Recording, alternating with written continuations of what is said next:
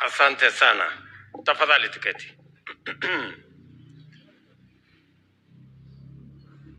Ndugu viongozi waheshimiwa, viongozi wa dini na Wakenya wengine wote, asalamu alaikum. Kwanza mimi nataka nimshukuru Mungu ametupatia nafasi hii ya jioni, na niwashukuru viongozi waliotualika wakiongozwa na gavana wetu wa Mandera, Mheshimiwa Khalif, na sisi zote tuliopata nafasi ya jioni ya leo kuungana na jamii ya watu wa Mandera katika shughuli hii ya muhimu sana. Nasema asanteni sana kwa kunialika. Ni nafasi ingine tena ya kupata baraka kutoka kwa Mungu. Always when there is an opportunity to serve God, it is always for me an investment. It is an opportunity to worship God. And I stand here before you today as President of Kenya, and I want to tell you, I am a product of giving. And Biblia inatufundisha ya kwamba mkopeshe Mungu. God is not a man that he can default. Ukimkopesha Mungu, Mungu atakulipa. Na tena hata kulipa, atakulipa maradufu. And therefore, I want to tell you as people who believe in God. And I remember on an occasion like this, before the last election, niliwaambia tumuogope Mungu, tusiogope binadamu.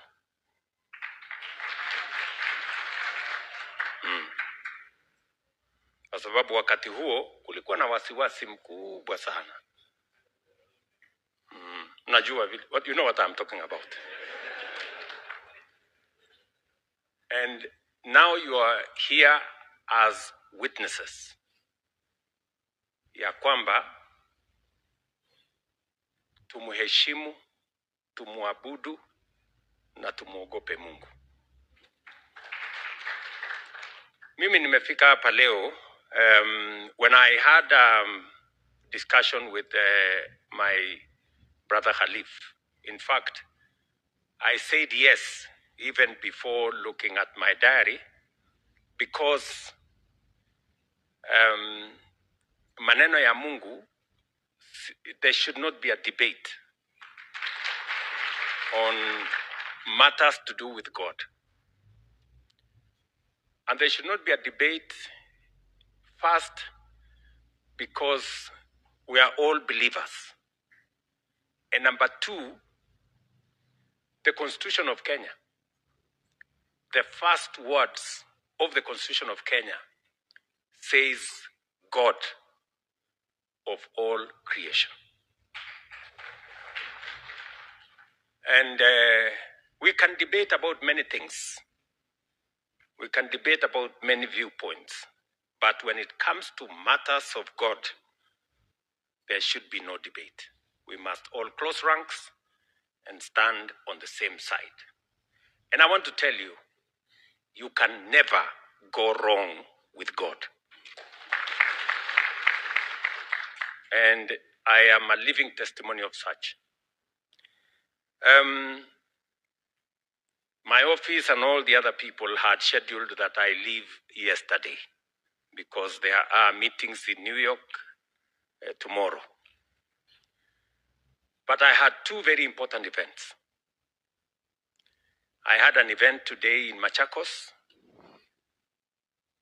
as almost a similar event, because it was both an educational event and a religious event in Machakos. Here also, we have an educational event, but also a religious event. And I told my office and the people concerned with my diary that New York can wait. Because this is important. It is important because matters faith and matters education are important to me and to the Republic of Kenya. And I will tell you what I told the Christian congregation. I reminded the Christian congregation today in Machakos. Sijui kama kwa Quran iko Zaburi. Iko Zaburi, sio? Sasa kwa Zaburi, kwa Biblia 133 mstari wa kwanza nasema, how good and how pleasant it is when brethren live together in unity. Watu wakiungana, wakiwa wamoja. Na mstari wa 3 inasema, pahali watu wameungana kwa umoja, Mungu anaamurisha baraka.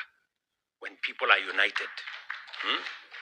So, this unity of purpose that I see here, the fact that we all come together for a common purpose, I am sure the assignment we have here, we are going to do it and we are going to complete it. Having said that, let me say just 2 things, because I will be traveling later this evening. But let me just say 2 things. I have looked at the PQ of the drawing, and I must commend both the architect and the QS. You know, somebody said earlier that we are in the era of affordable housing. And I have almost become an architect, because I've had to argue with many people on numbers and why we must make it affordable and why we must reduce the price and we must make it affordable. So I can confirm that the numbers on this building are actually equivalent. In fact, they are cheaper than affordable housing. On average, we build affordable housing at 39,000 shillings per square foot. Per square meter, sorry. Per square meter. I can see here, it is 35 shillings. 35,000. You know, 35,000. So, I want to ask Mheshimiwa Khalif, I want to know the architect and the QS. Those people, I can easily find them an opportunity to work with me in affordable housing. Oh, huyo ndio mtu. Bas mutanipatia namba yake.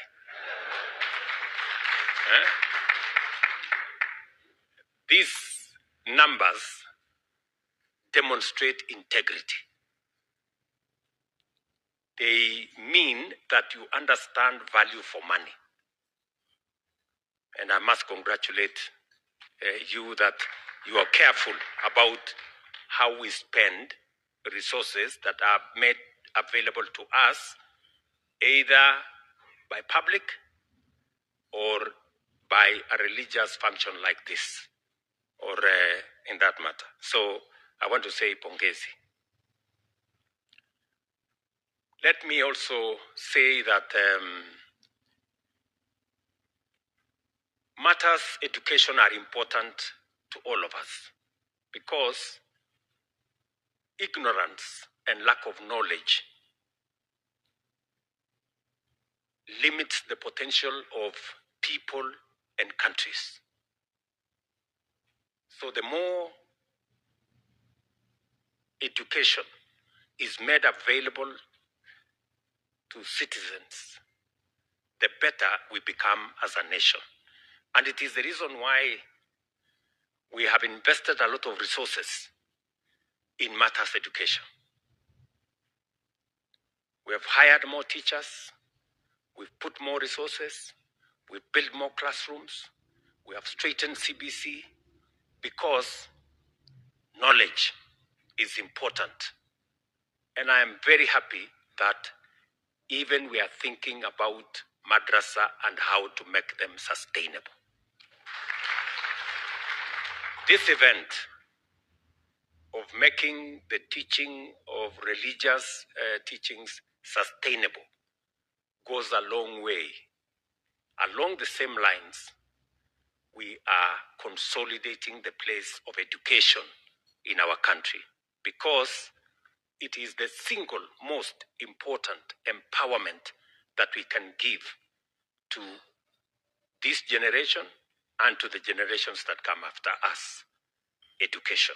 And so I want to say congratulations to the people who are putting this together. Empowering communities, empowering citizens through education is one of the best and the single most important means of creating prosperous nations. Finally, as we develop our nation, I want to encourage us that we must be prudent in the management of the resources that come our way, whether they are private, whether they are religious, whether they are public. We must all be prudent. We must manage these resources with integrity. And I want to associate myself with the person who said the prayers here with us. The reason why we have done three most important things is so that as a nation, we are prudent about the management of the resources. And that's why I was very keen when I saw the big queue of this building. It told me there are people here who are concerned about how we use the resources that will be made available. And we must do the same. In our midst here are leaders. And as leaders, by virtue of the positions we occupy, we are called upon to exercise integrity, to mind about value for money, and to make sure that whatever resources come our way must be used in a manner that we get the best value out of it. And that is why we have done three things together. Number one, the reason why we digitized our services, and we are now saying we want a cashless system. We want to pay using a system that is predictable. The reason why we have digitized government services, we have digitized government payments, we are digitizing SHA, we are digitizing all the things we are doing is number one, so that we can improve on integrity. Number two, the reason why we agreed that we must have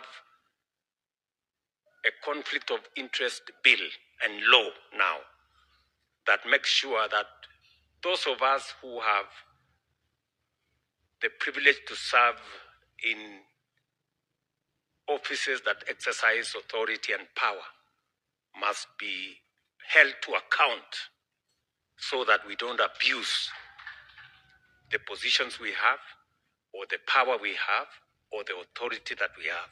And finally, it is the reason why we want government procurement to be in a transparent place where we can be sure that we are getting value for any purchase or any procurement of government services.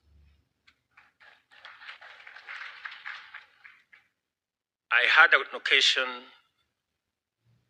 to exchange ideas with the government of Indonesia.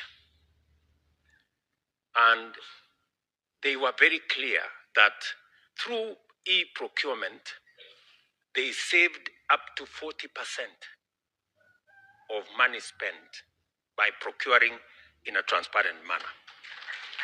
I want to encourage us as leaders, all of us, to work together. I know e-procurement for now may not be, we still have challenges with it. We will correct the challenges. But the ultimate goal is to make sure that citizens of Kenya get value for the resources that they make available to us in the national government, in the county government, and in every other procuring entity. That way, we can be sure that we can move this country to the next level.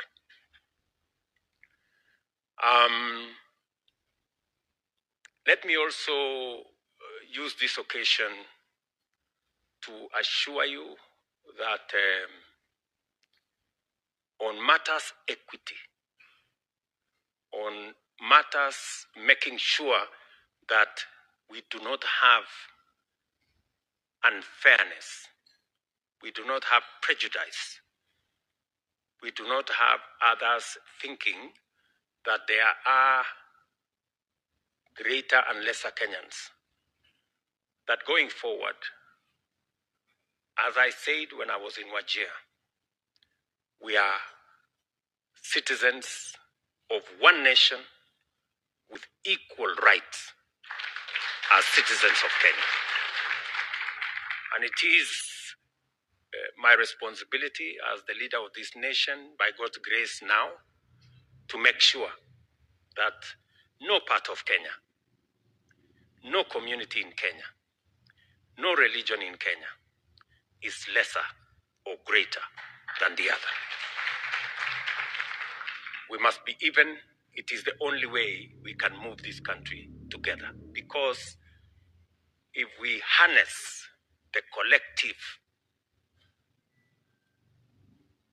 effort, energy, talent of all of us, we can move this country to the next level. And I am persuaded, beyond any doubt, that we can make this country greater than what it is. Listen, good people. Look at what we have achieved in 3 short years.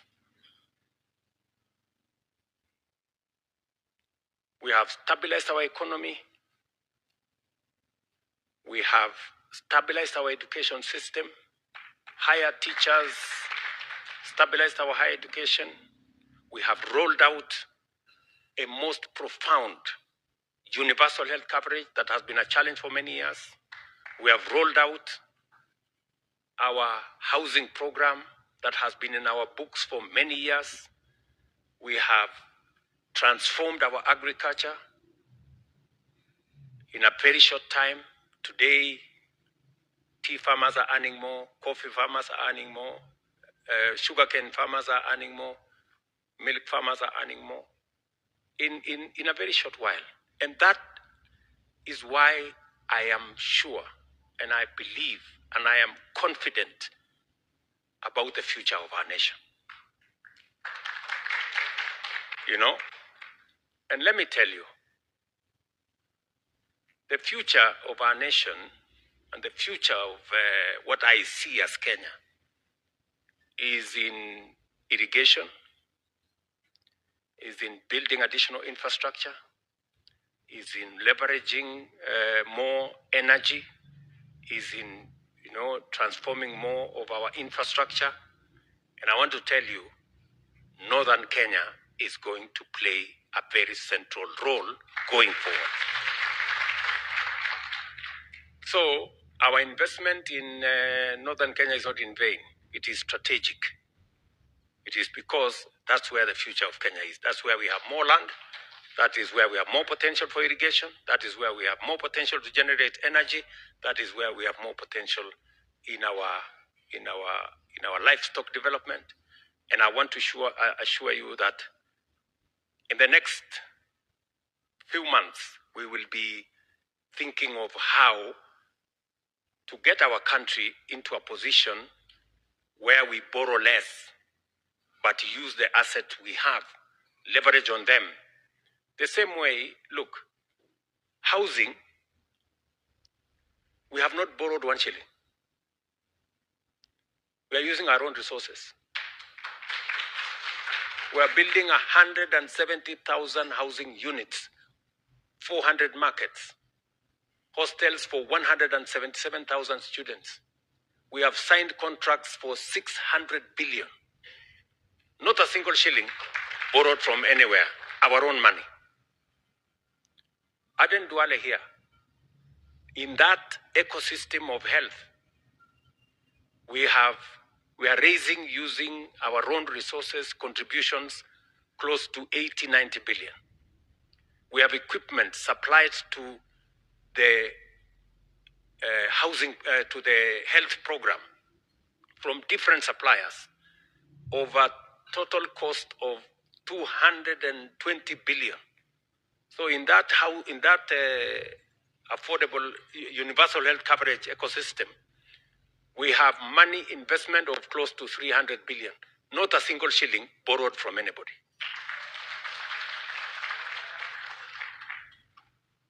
Do you understand what I'm saying? We are building a huge stadium here called Talanta and another 25 stadia, including the stadium in Mandera, the stadium in Wajir, and a stadium in Garissa.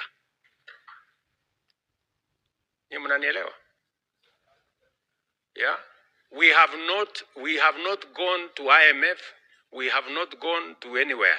We have just through innovation, our own resources. We have been struggling to build a conference facility. Tumekuwa tukiongea hapa, Rwanda wamejenga conference facility. Sijui nani amejenga conference facility. If you leave this meeting now and go to Bomas, you will find the people working. We are building the largest, larger than what you have in this region. We are building the largest conference facility. And we have not gone to the World Bank or any of those places to get the money to build it. Kutumia tu akili.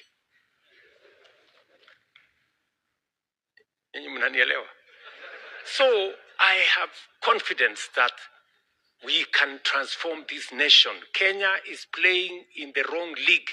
We shouldn't be in the third world.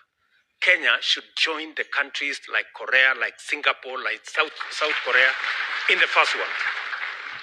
And we can do it in our lifetime. Shida tumekuwa nae ni small vision. We are making peace with mediocrity and the average. Mnanielewa? You know? Tunakaa tu hapo.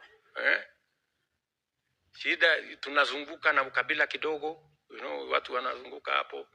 You know, watu wanaongea ukabila ni watu wajinga. You know? Let's have a bigger vision for our country. And good people, we are going to change this country. And I want, by God's grace, Mungu atusaidie inshallah, hii nchi yetu tuibadilishe. We will have another conversation. This evening is not for that conversation, but we will have that conversation as the people of Kenya. And I am very confident about the future of this nation. And that is why I push the limits. You know, people call me names. I am not bothered about calling me names. Oh, sijui nini, Sakayo, Kalonzo, sijui ingine naitwa nini, Kasongo, sijui nini. I'm not bothered. Shortly you will see, hata kama uko unataka kukataa namna gani, you will see the transformation happening in our country. And that is what is important to us. Tunaelewana marafiki zangu? So, and I'm very proud that we are going to do this together. We are going to do this together. And that is why unity is very important. It is the reason why we have a broad-based government today, so that we can harness the energy, the talent, the expertise, the knowledge of as wider a Kenyan society as is possible, so that we can move this country together. So, thank you very much for listening to me. And I just want to assure you of my friendship, my partnership, and working together with you, and we will succeed together. So, asante sana. I don't know how we take this forward. We'll start the collection.